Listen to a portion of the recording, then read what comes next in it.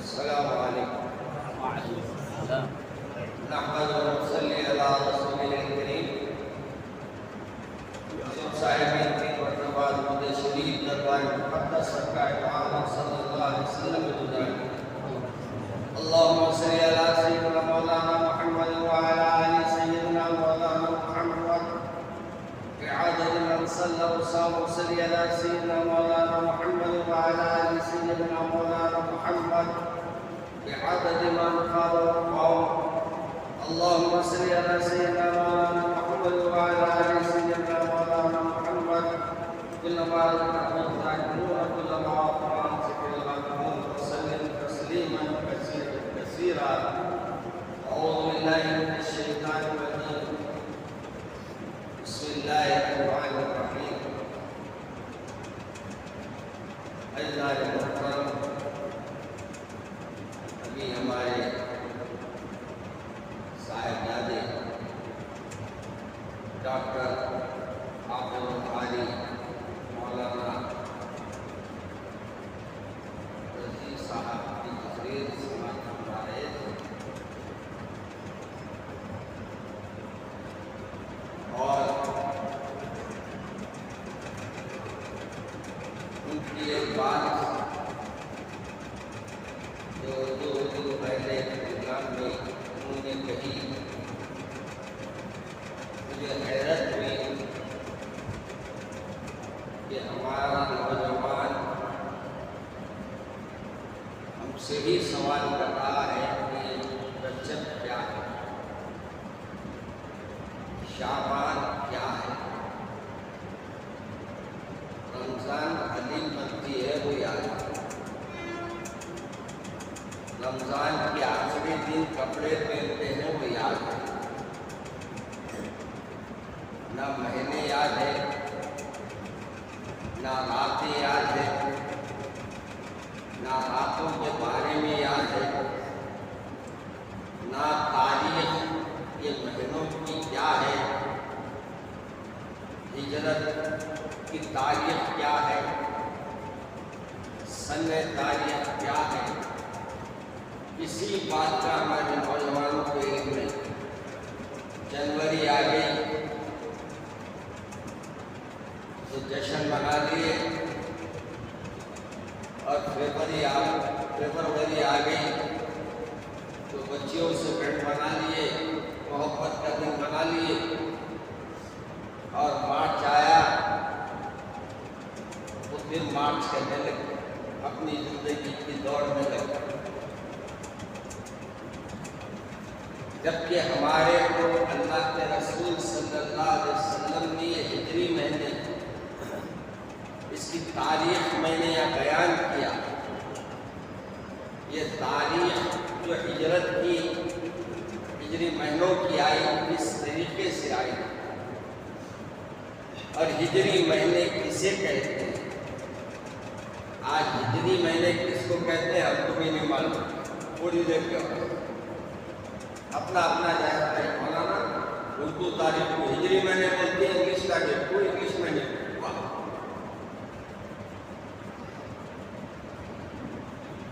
حضرت عمر فاروق رضی اللہ تعالیٰ عنہ کے زمانے میں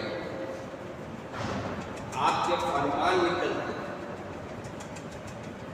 جب فرمان نکلتے اور فرمان دوسرے ملک کو جاتے تو بڑا ڈسٹرب ہوتا تھا کہ کب نکلا اور کب پہنچا، کون سے مہینے میں نکلا، کون سی تاریخ میں نکلا. اس لحاظ سے بڑا ڈسٹربنس ہونے لگا. ڈسٹربنس تو سمجھتے ہیں وہاں پر. حضرت عمر رضی اللہ تعالیٰ عنہ نے ایک کمیٹی بنائی جس میں حضرت علی رضی اللہ تعالیٰ عنہ، حضرت عثمان رضی اللہ تعالیٰ عنہ، حضرت طلحہ، حضرت بڑے بڑے صحابہ موجود تھے. ان سب کو طلب کیا، طلب کر کے کہا کہ بھائی ہمارے حدود کو اور ہماری گفتگو کب ہم کر رہے ہیں، کیا عہد کر رہے ہیں، کیا معاہدے کر رہے ہیں، کون سے سن میں کر رہے ہیں، ہم کو معلوم نہیں. لہذا ہم آج ہجری کو ایک تاریخ مقرر کریں گے، جب تک کہ آپ کے انگلش کیلنڈر نہیں تھے، ان کے کیلنڈر تھے.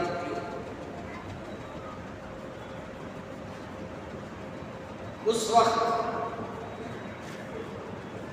کسی نے کہا کہ رسول اکرم صلی اللہ علیہ وسلم کی پیدائش سے تاریخ کا آغاز ہے. کسی نے کہا کہ رسول اکرم صلی اللہ علیہ وسلم کو نبوت جس دن ملی اس دن سے سال کا آغاز کریں. حضرت علی رضی اللہ تعالی عنہ فرمایا نہیں، یہ انداز نہ اختیار کیا جائے، بلکہ رسول اکرم صلی اللہ علیہ وسلم جس مہینے میں ہجرت فرمائے ہیں، ہجرت کی تاریخ سے ہی ہم تاریخ کا آغاز کریں، سال کا آغاز کریں. تو ہجرت کی تاریخ سے کام کا آغاز ہوا، آپ کی تاریخ کا آغاز ہوا، تو اس وقت سے اس کو کہا جاتا ہے ہجری، یعنی ہجرت کا سال. اب اس کے آگے کے سال میرے رسول کتنے رہے، ان تاریخوں کو بھی اس میں شامل کیا. پھر قرآن پاک میں اللہ تبارک و تعالیٰ نے ارشاد فرمایا کہ ہم ہفتے میں 7 دن بنائے ہیں اور مہینے میں 12 دن بنائے ہیں. تو یہ 12 دن میں 4 مہینے تو اللہ کی طرف سے متعین تھے، جس کو ہم آج بھی احترام والے مہینے کہتے ہیں. باقی مہینے صحابہ کرام نے طے کیے. اب تاریخ کیسا طے کریں، یہ بھی ایک بڑا مسئلہ تھا. اللہ تبارک و تعالیٰ نے قرآن پاک میں ایک ارشاد فرما دیا، چاند کے نکلنے سے اور چاند کے ڈوبنے سے تمہارا ایک دن مکمل ہوتا ہے. تو آغاز کو دیکھا گیا کہ چاند کا آغاز کب نظر آتا، چاند وہ پہلی تاریخ متعین کر دی، یعنی چاند دکھا سو دن پہلا. اس دن سے آج تک ہمارے چاند ماموں کی ہمارے پاس خبر ہوتی. اپنے چاند ماموں کی کب کب خبر ہوتی معلوم؟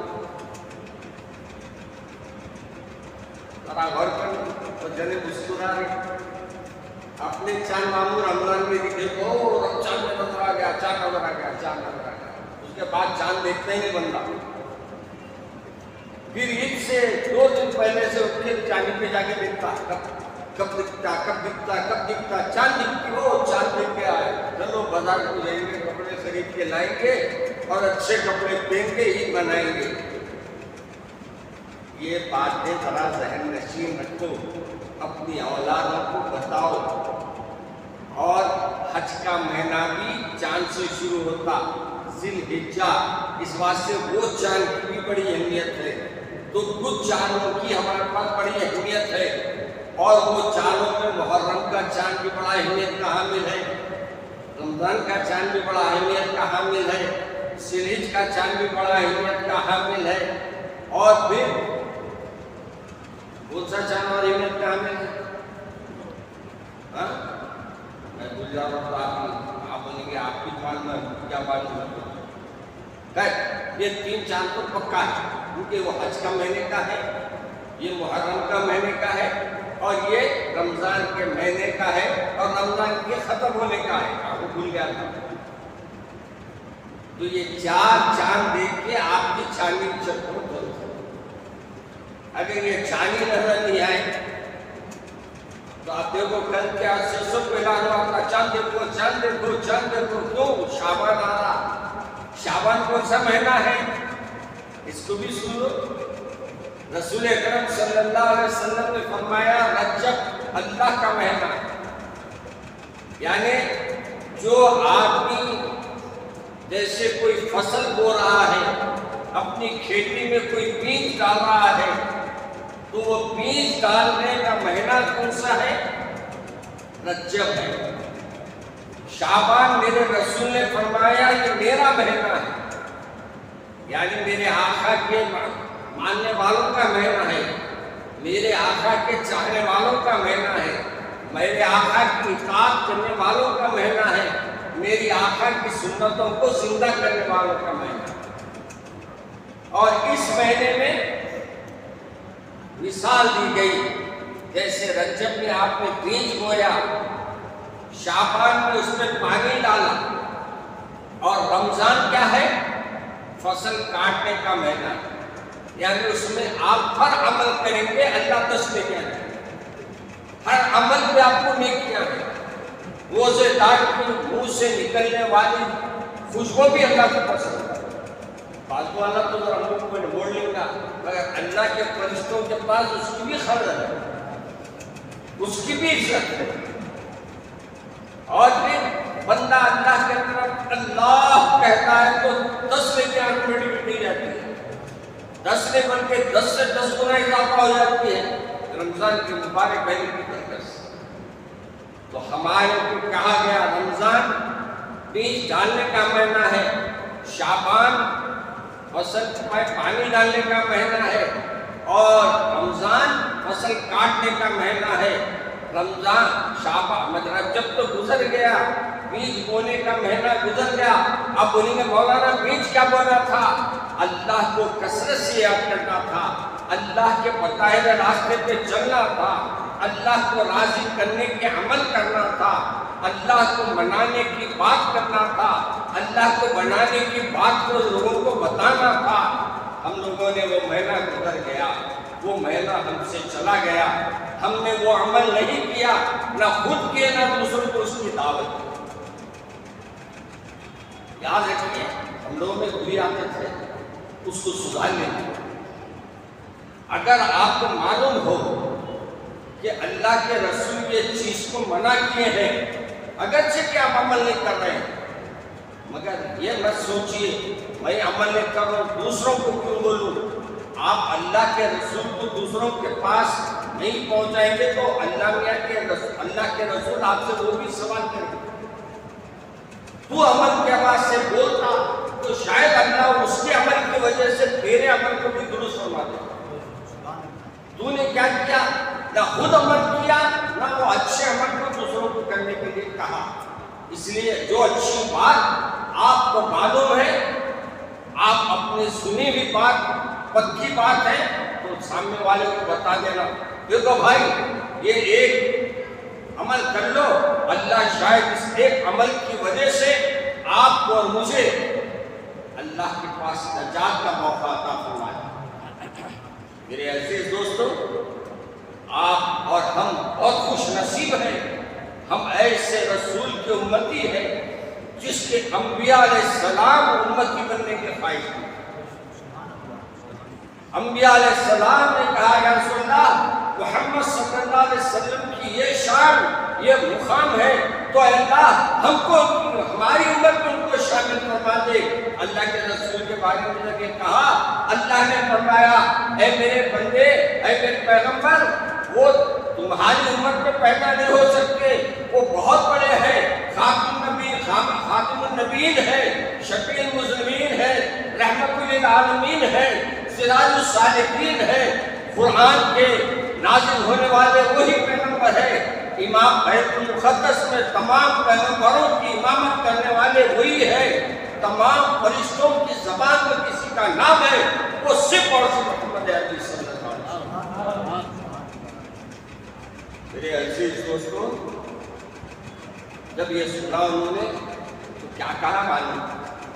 میرے اللہ ایک کام کر دیجئے، گزارش ہے ہماری، آپ بولو اب کیا چاہتے ہو؟ وہ تو تمہاری امت میں نہیں آ سکتے، اور بایا عیسیٰ علیہ السلام نے اے میرے پروردگار، میں ان کی امت میں تو آ سکتا ہوں نا، وہ میری امت میں نہیں آ سکتے، مگر میں ان کا امتی تو بن کے آ سکتا ہوں۔ اس لیے کہا جاتا ہے آخری زمانے میں جہاں حضرت مہدی علیہ السلام آئیں گے، وہیں عیسیٰ علیہ السلام بھی آئیں گے، اور آئیں گے تو کیسے آئیں گے؟ اللہ کے رسول کی امتی بن کے آئیں گے۔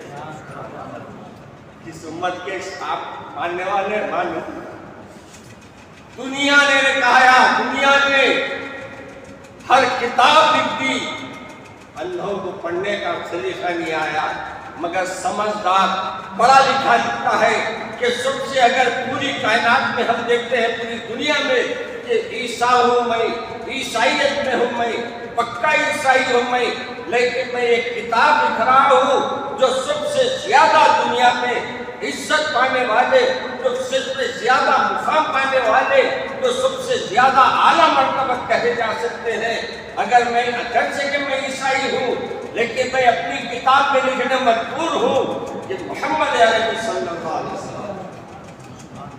چنانچہ اس نے کتاب لکھی 300، کتنی لکھی؟ اس کا نام ہی رکھا اس نے 300، اور 300 میں سب سے پہلے نام لکھا تو میرے اور آپ کے آقا حضرت محمد مصطفیٰ احمد مصطفیٰ صلی اللہ علیہ وسلم کا لکھا۔ اور یہ امتیوں کو آپ کو مجھے پتا نہیں کہ ہمارے رسول کی محبت کتنی ہمارے دلوں میں ہے، کیا ہمارے دلوں میں بھی کتنی محبت ہے؟ میرے رسول کے چاہنے والے صحابہ کیسے تھے معلوم ہے؟ آئے قتل کرنے، آئے رسول کو صلی اللہ علیہ وسلم کو تکالیف دینے، مگر قربان جاؤ، تلوار لے کے آئے تھے سر لینے کو عمر، تلوار لے کر آئے تھے سر لینے کو عمر، دل دے چکے جو دیکھ لی صورت رسول۔ ارے میرے رسول کی صورت ایسی تھی میاں تو سیرت کیسی تھی؟ سیرت کے بارے میں آتا ہے ایک عمیر نامی شخص جس کے بچے کو جنگ بدر میں بند کر دیا گیا تھا، قید کر دیا گیا تھا، وہ آیا حضرت پیارے رسول کو شہید کرنے، آپ کو تکلیف دینے۔ حضرت عمر کی نظر صلی اللہ علیہ وسلم نے فرمایا عمر کی نظر بہت دور اندیشی کی ہے اور عمر بہت دور تک دیکھتے ہیں۔ حضرت عمر نے جانچ لیا یہ آنے والا کوئی صحیح نیت سے نہیں آیا، لہذا عمر نے اس کو ہتھکڑی پر ڈال دی، اس کو پکڑ لیا، پکڑ کر اپنے صحابہ کو کہا جو بھی عمل ہو اس کو بیچ میں سے نکلنے لے، یعنی اس کی حفاظت میرے رسول کی حفاظت، اگرچہ کہ میرے رسول کی حفاظت اللہ کرنے والا ہے، مگر صحابہ کی محبت۔ چنانچہ عمیر کو سرکار کے سامنے پیش کیا گیا، جب تک عمیر ہے، عمیر بن وہب ہے غالباً، انہوں نے کیا کیا؟ سرکار دو عالم صلی اللہ علیہ وسلم کے پاس پکڑ کے لایا گیا تو سرکار نے پوچھا عمیر کدھر آ گئے؟ کہا یا رسول اللہ، اے محمد صلی اللہ علیہ وسلم، وہ جو قریش تھا وہ تو مسلمان نہیں ہوا تھا۔ اس نے کہا کچھ نہیں، میرا بیٹا تمہاری خیر میں اس کی رہائی کے لیے آیا ہوں۔ میرے رسول کو پہلے جبریل آ گئے، آ کے بولے میرے آقا انہیں جو آیا یہ ایسے نہیں آیا، آپ کو قتل کرنے کی سازش لے کے آیا۔ عمیر کو بٹھا کر کہا میاں تم کس نیت سے آئے؟ مجھے علم ہے۔ کہا کیا علم ہے آپ کو؟ کہا کہ فلاں شخص نے تم کو کہا کہ تم محمد صلی اللہ علیہ وسلم کو قتل کر دو گے تو تمہارا فرض معاف کر دوں گا اور تمہارے بیوی بچوں کی میں پرورش کروں گا، تم اس وجہ سے میرے کو نقصان پہنچانے کے لیے آئے۔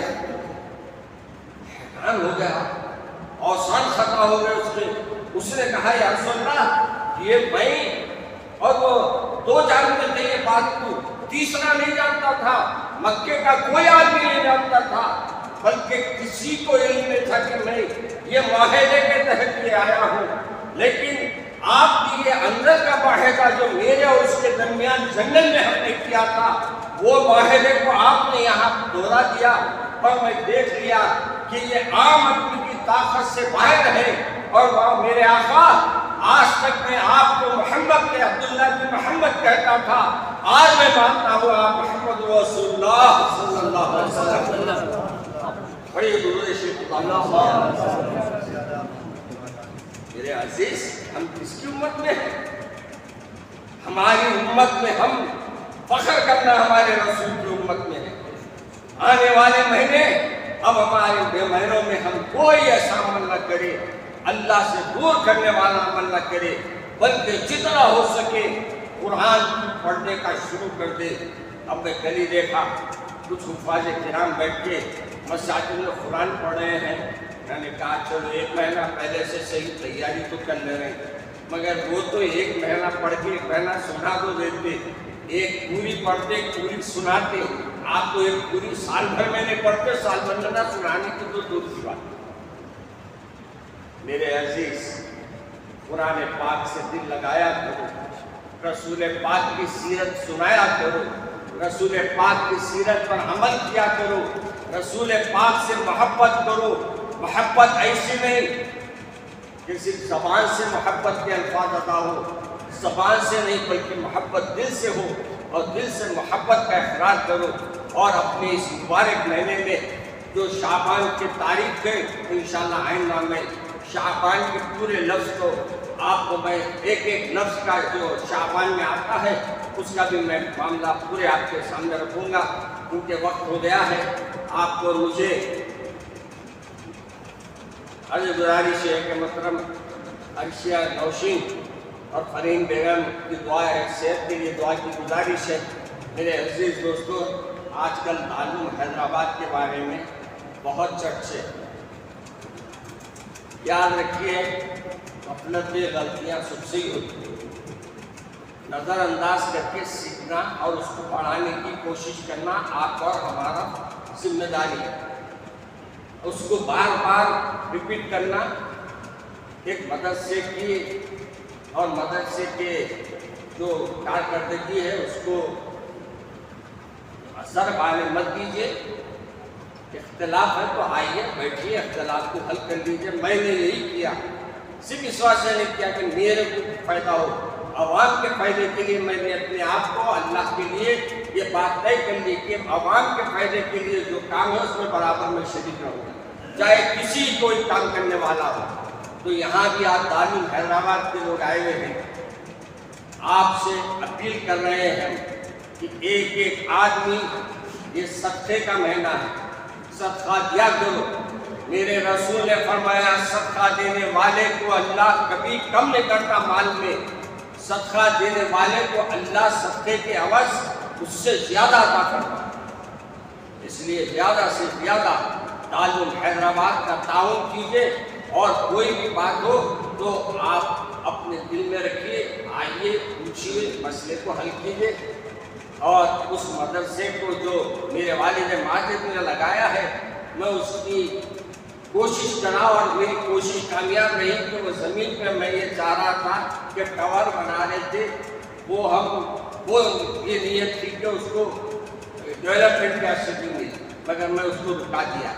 اب میں نے یہ طے کیا ہے اور کمیٹی نے یہ طے کیا ہے کہ اسی کے پیسوں سے وہاں سامنے کچھ منگیاں بنا دیے جائیں گے اور ماہانہ آمدنی کا ذریعہ پیدا کر دیا جائے گا۔